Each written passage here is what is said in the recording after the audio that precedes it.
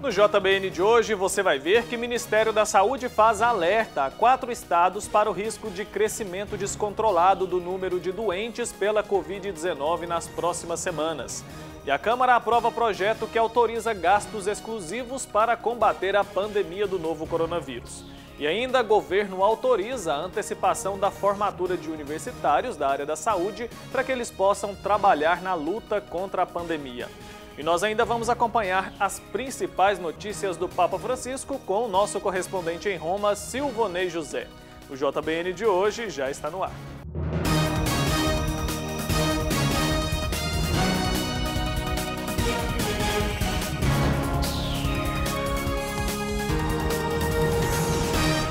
Olá, boa noite, seja muito bem-vindo ao Jornal Boa Notícia desta segunda-feira, 6 de abril.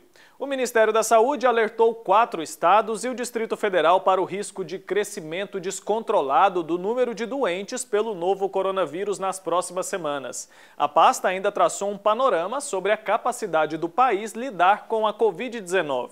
De acordo com o órgão, falta profissionais para operar equipamentos de ventilação mecânica, fisioterapia respiratória e cuidados avançados de enfermagem para lidar com os pacientes em estado grave pela Covid-19. Alguns estados já enfrentaram a segunda fase da epidemia, a do crescimento descontrolado no número de casos. Os estados Distrito Federal, São Paulo, Ceará, Rio de Janeiro e Amazonas. Esses são os 5 estados em que nós estamos percebendo que devem fazer essa transição para um aumento maior do número de casos nas próximas semanas. Segundo o secretário, o problema nesses estados já eram previstos. Desses estados, nós já prevíamos desde o início. São os estados em que há uma relação de viagens internacionais maior. Quer dizer, o número de viagens internacionais com o Distrito Federal, o número de pessoas que viajaram para o exterior, o número de pessoas que vêm dos outros estados para Brasília é muito grande, assim como São Paulo e o Rio de Janeiro. E o estado do Amazonas, ele tem uma relação muito forte comercialmente e uma relação muito grande de pessoas que transitam em função de negócios que ocorriam já desde o período da Zona Franca de Manaus, que isso é muito, muito relevante. Então, o Ceará e o estado do Amazonas também, por conta dessa proximidade e desse volume maior de viagens ao exterior. O Ministério vai monitorar diariamente a utilização dos leitos de UTI na rede pública e privada. Segundo o secretário executivo, o ideal é que o aumento de casos ocorra em momentos diferentes em cada região do país. De certo ponto de vista, isso é bom que aconteça, que não ocorram todos os estados ao mesmo tempo. Se pudesse ser assim, de nós termos 5 estados agora com o maior número de casos, e que esses estados estivessem reduzindo o número de casos para quando começassem a aumentar na região sul, seria muito bom, porque nós teríamos possibilidade de fazer remanejamento, tanto de equipamentos, remanejamento de respiradores, como remanejamento de pessoas, né? Nós poderíamos, num local em que a situação está mais controlada, nós poderemos transferir médicos, intensivistas, médicos que estão habituados a trabalhar em unidade de tratamento intensivo para as áreas, para os locais onde haja maior necessidade. O governo considera que os leitos de UTI de internação não estão estruturados nem na quantidade suficiente para enfrentar a pior fase da pandemia. Mesmo assim, o governo afirma que a situação no Brasil é melhor do que em outros países. O Brasil tem uma capacidade de leitos de UTI que é bem superior aos países europeus e mesmo aos Estados Unidos, né? Nova York tem 12 milhões de habitantes e está fazendo um esforço para passar de 1.200 leitos de UTI para 1.800 leitos de UTI. Vai aumentar 50%, vai passar de 1.200. 1.200 a gente tem em algumas capitais brasileiras com uma população de 2 milhões, 3 milhões de habitantes. E uma portaria divulgada no Diário Oficial da União de hoje autoriza a antecipação de formatura de universitários da área da saúde para que eles possam trabalhar na luta contra a pandemia do novo coronavírus. A medida entra em vigor imediatamente. O Pedro Henrique Rabelo tem os detalhes dessa informação e traz para a gente agora. Pedro, boa noite. Boa noite para você, Wilker. Boa noite para todos que nos acompanham aqui na TV Pai Eterno. É isso mesmo. Uma portaria baixada hoje no Diário da União pelo Ministério da Educação autoriza que alunos da área da saúde que iriam se formar em julho desse ano, de 2020, eles estão autorizados a partir de hoje a pegarem o seu diploma e estarem à disposição da sociedade brasileira nessa luta aí contra o coronavírus. Isso é muito importante porque são novos profissionais que estão acabando de sair das universidades, das faculdades e que já vão entrar no campo de enfrentamento, né, nos hospitais espalhados por todo o Brasil, nessa luta aí para combater esse vírus que vem parando e chocando o mundo todo. Então a informação é essa: formandos que iriam pegar o seu diploma em julho estão autorizados a pegar a partir de hoje. Para quem que vale? Alunos de medicina, enfermagem, farmácia e fisioterapia.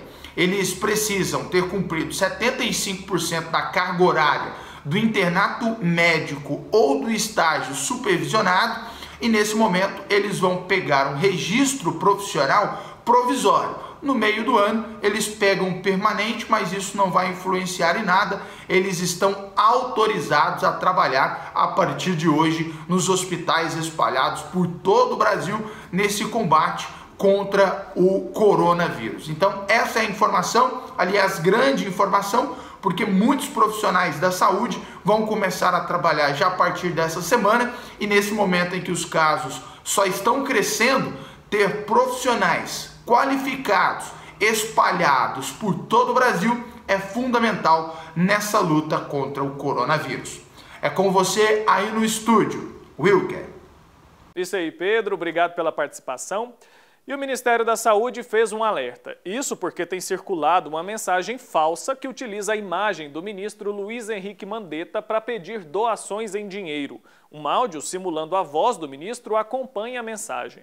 O secretário executivo do Ministério da Saúde, João Gabardo, afirmou que o Ministério não recebe doações em dinheiro para o enfrentamento ao coronavírus e reforçou que a mensagem não é real. Tem sido usado pelas redes sociais a figura do ministro Mandetta para, inclusive com a voz, alguém imitando a voz dele, fazendo solicitações de doações numa determinada conta. Tá? Então, usando a figura, a fotografia do ministro, uma voz parecida com a do ministro, pedindo doações.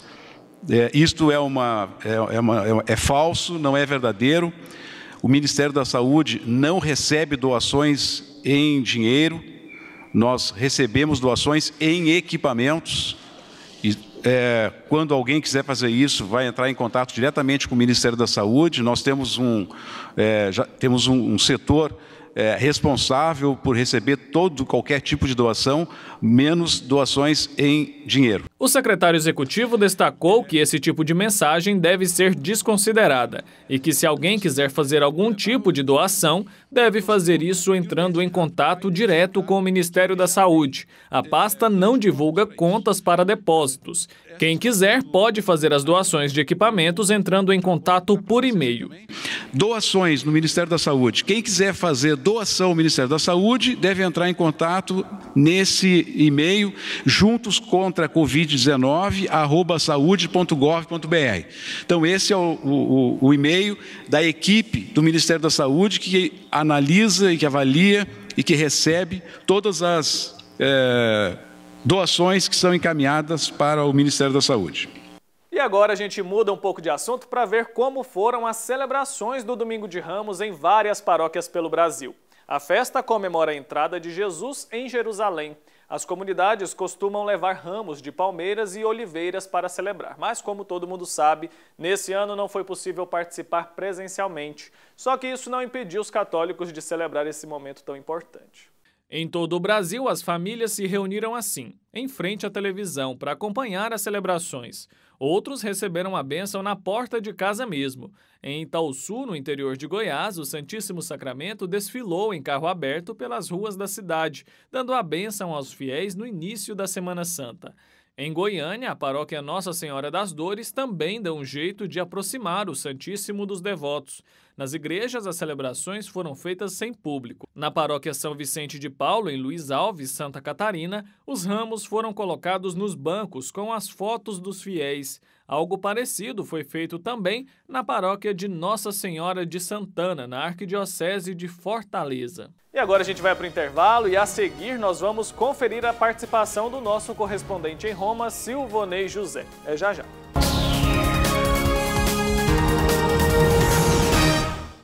O amor do Pai Eterno está presente em todo lugar e a missão da FIP é levar esta mensagem adiante.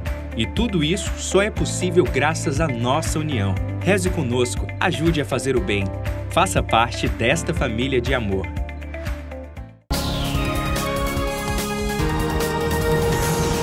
Estamos de volta com o JBN de hoje. Muito obrigado pela sua companhia. Agora a gente vai dar um giro para te atualizar sobre as principais notícias a respeito do novo coronavírus pelo mundo. Acompanhe comigo. A Rainha Elizabeth disse ao povo britânico que a batalha contra o coronavírus seria vencida se o auto-isolamento continuasse. No 5º discurso televisionado em 68 anos de reinado, a Rainha da Grã-Bretanha pediu que todos tenham a determinação dos antepassados e demonstrem que são fortes como as gerações do passado. A transmissão ocorreu horas depois que as autoridades da Grã-Bretanha divulgaram que subiu para quase 5.000 o número de mortos em decorrência da Covid-19. O primeiro-ministro britânico, Boris Johnson, foi internado em um hospital da Inglaterra, depois que os sintomas da Covid-19 persistiam, mesmo 10 dias depois de testar positivo para a doença. Ele foi o primeiro líder de uma grande potência mundial a contrair o coronavírus. Mesmo assim, Boris Johnson continua no comando do governo da Grã-Bretanha. E um tigre de um zoológico de Nova York testou positivo para o novo coronavírus. Este é o primeiro caso conhecido de um humano infectando um animal e deixando ele doente, afirmou o veterinário-chefe do local. O tigre tem 4 anos e começou a desenvolver tosse seca junto com outros animais. Um hospital de campanha foi instalado no Central Park, em Nova York, para receber pacientes infectados com o coronavírus, que já matou mais de 3.500 pessoas em todo o estado. Somente a cidade de Nova York é responsável por 25% dos óbitos. O presidente dos Estados Unidos, Donald Trump, se mostrou esperançoso com o nivelamento dos casos de coronavírus em alguns pontos com temperaturas mais elevadas no país. A previsão dos médicos é de que esta seja a semana mais crítica desde o início do surto da Covid-19 no país. Os Estados Unidos têm o maior número de casos da Covid-19 em todo o mundo. Até agora, mais de 300.000 pessoas testaram positivo para a doença e mais de 8.000 pessoas morreram. E a gente confere agora as principais notícias direto do Vaticano com o nosso correspondente Silvonei José. Hoje ele fala sobre as celebrações presididas pelo Papa Francisco no fim de semana. Acompanhe. Alô, amigos da TV Pai Eterno em todo o Brasil. Uma boa Semana Santa para você. Semana Santa que teve início ontem de modo inédito, com as igrejas vazias e sem a tradicional procissão do Domingo de Ramos. Em meio à pandemia, não só a Praça São Pedro esteve vazia ontem, mas também a Basílica Vaticana, onde o Papa Francisco presidiu a celebração eucarística do Domingo de Ramos e da Paixão do Senhor. Com o pontífice, o mestre das cerimônias litúrgicas, Monsenhor Marini, poucos diáconos, um único cardeal, alguns leigos e religiosas. Também o coral da Capela Sistina, em número reduzido. As oliveiras e os ramos perto do altar da cátedra lembravam a entrada triunfante de Jesus em Jerusalém. Na homilia, o convite do Papa foi para se deixar guiar pela Palavra de Deus na Semana Santa, que quase como um refrão mostra Jesus como servo. Na Quinta-feira Santa é o servo que lava os pés aos discípulos. Na Sexta-feira Santa é apresentado como o servo sofredor e vitorioso. Deus salvou-nos, servindo-nos, disse Francisco. Geralmente pensamos que somos nós que servimos a Deus, mas não. Foi Ele que nos serviu gratuitamente, porque nos amou primeiro. O Papa recordou que é difícil amar sem ser amado, e ainda mais difícil servir se não nos deixamos servir por Deus. O Senhor, explicou o Papa, nos serviu dando a sua vida por nós, a ponto de experimentar as situações mais dolorosas para quem ama, a traição e o abandono. Jesus sofreu a traição do discípulo que o vendeu, do discípulo que o renegou. Foi traído pela multidão, pela instituição religiosa, pela instituição política. Quando sofremos traições, sublinhou o Papa, a vida parece deixar de ter sentido. Isso porque nascemos para ser amados e para amar. Olhemos dentro de nós mesmos, convidou Francisco. Se formos sinceros para conosco, veremos as nossas infidelidades. Tanta falsidade, hipocrisia, fingimento. Tantas boas intenções traídas. Tantas promessas quebradas. Tantos propósitos esmorecidos. O Senhor conhece melhor do que nós o nosso coração. Sabe como somos fracos e inconstantes. O que Ele faz para nos servir é tomar sobre si as nossas infidelidades, removendo as nossas traições. Assim, nós, em vez de desanimarmos com medo de não ser capazes, podemos levantar o olhar para o crucificado e seguir em frente. Falando sobre o abandono de Jesus, nada é mais impressionante, disse Francisco, do que as palavras pronunciadas por ele na cruz. Meu Deus, por que me abandonaste? No abismo da solidão, pela primeira vez, Jesus o designa pelo nome genérico de Deus. Na realidade, explicou o Papa, trata-se das palavras de um salmo que dizem como Jesus levou à oração, inclusive a extrema desolação. O porquê de tudo isso, mais uma vez encontramos na palavra serviço. Jesus morreu por nós, para nos servir. Lembremo-nos de que não estamos sós. Hoje, no drama da pandemia, perante tantas certezas que se desmoronam, diante de tantas expectativas traídas no sentido de abandono que nos aperta o coração, Jesus diz a cada um de nós, coragem, abra o coração ao meu amor. Estamos no mundo para amar a Ele e aos outros, disse ainda o Papa. O resto passa, isso permanece. O drama que estamos atravessando impele-nos a levar a sério o que é sério, a não nos perdermos em coisas de pouco valor, a redescobrir que a vida não serve se não se serve, porque a vida mede-se pelo amor. A exortação do Pontífice nesses dias da Semana Santa, em casa, é permanecer diante do crucificado, diante de Deus, pedir a graça de viver para servir.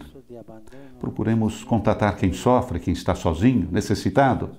Não pensemos só naquilo que nos falta, mas no bem que podemos fazer. A senda do serviço, concluiu Francisco, é o caminho vencedor que nos salvou e salva a vida. E essas palavras foram dedicadas aos jovens que ontem celebraram a 35ª Jornada Mundial da Juventude. Queridos amigos, disse, olhem para os verdadeiros heróis que vêm à luz nesses dias. Não são aqueles que têm fama, dinheiro e sucesso, mas aqueles que se oferecem para servir os outros. Sintam-se chamados a arriscar a vida, porque a maior alegria é dizer sim ao amor, sem ser nem mas, como fez Jesus por nós. Ontem, no Dia Mundial da Juventude, em nível diocesano, estava prevista a passagem da Cruz dos Jovens do Panamá aos jovens de Lisboa, que acolherá a próxima edição da JMJ em 2022. Esse gesto tão sugestivo, recordou o Papa nas palavras que precederam a oração do Ângelus, foi adiado para o domingo de Cristo Rei, em 22 de novembro próximo. À espera desse momento, o Papa exortou então os jovens a cultivar e testemunhar a esperança, a generosidade e a solidariedade que todos necessitamos neste tempo difícil. Francisco recordou ainda que nesta segunda-feira se celebra o Dia Mundial do Esporte pela Paz e o Desenvolvimento, convocado pelas Nações Unidas. Por fim, o Papa convidou os fiéis que não poderão participar das celebrações litúrgicas na Semana Santa a reunirem-se em oração em casa, através dos meios tecnológicos. De modo particular, pediu orações pelos doentes, familiares e pelos falecidos. Aprendamos, disse ainda, de Maria, o silêncio interior, a olhar o coração, a fé amorosa, para seguir Jesus no caminho da cruz que conduz à glória da ressurreição. Ela caminha conosco e ampara a nossa esperança. De Roma, para a TV Pai Eterno, Silvana e José. E neste período de pandemia do novo coronavírus, a gente precisa cuidar também da nossa saúde mental e do nosso emocional. É isso que explica o psicólogo Rodolfo Ferraz. Acompanhe. Estamos neste momento vivendo uma crise que há muito não se via no mundo. E agora ela tem características globais, porque nós não estamos mais, como há décadas atrás, num mundo isolado, compartimentado, localizado. É uma crise mundial, sem sombra de dúvidas, a mais difícil delas dos últimos tempos, que envolve a sociedade, as pessoas, os indivíduos, as famílias, a política, a economia, porque está envolvendo a saúde e, em última instância, está envolvendo a vida e a morte. Infelizmente, já são muitas e muitas as pessoas. Neste momento já passam de 50 mil pessoas que vieram a óbito pelo mundo por conta desta pandemia chamada de coronavírus, esse novo vírus que está se disseminando pelo mundo inteiro e que há pouco mais de um mês chegou no nosso país nessa escalada que temos acompanhado no dia a dia, infelizmente, de muito crescimento.